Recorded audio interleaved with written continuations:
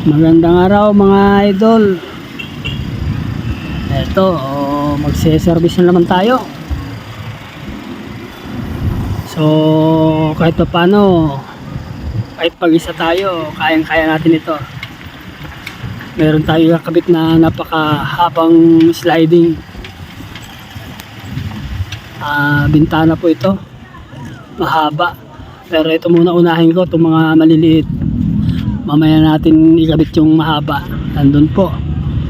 So, tara mga idol. Iskinita lang ito. Medyo mahirap ipasok ang kolong-kolong natin. Ayan po.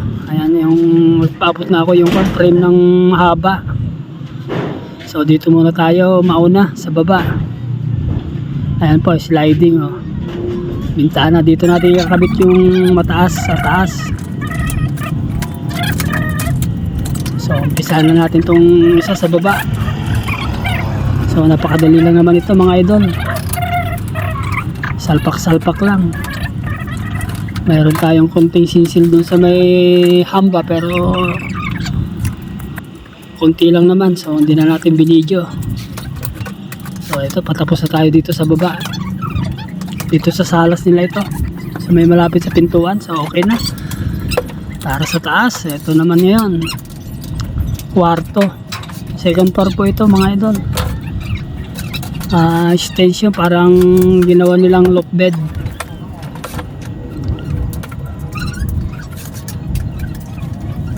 Ayan po, maliit lang po ito para sa kwarto. Ito yung katabi niyang sliding na mahaba. So, kailangan baklasin muna yung mga frame bago natin i-assemble dito sa taas. So, napakahaba kasi po ito mga idol. So, nagkabitan natin yung kanyang pinaka-jam. Ayan po ang haba ng screen neto. 2 meters po yan sa panel. Bali 4 meters po to wide. Sliding window. So, gusto na may-ari talaga, dalawang bukasan lang, dapat to 4 sana eh. Pero yun ang gusto na may-ari, wala tayong magawa. So, okay naman. Tubular ang pinagpatungan ng hamba natin. 1x3 na tubular. So, sakto lang. Ayan na po, okay na. Pang sliding po ito.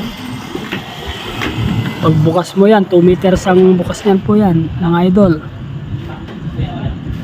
With screen po yan, paglamok para hindi pasukin na lamok dito. Ayan na po, tapos na sa baba. So okay na mga idol, ganun lang. Thank you.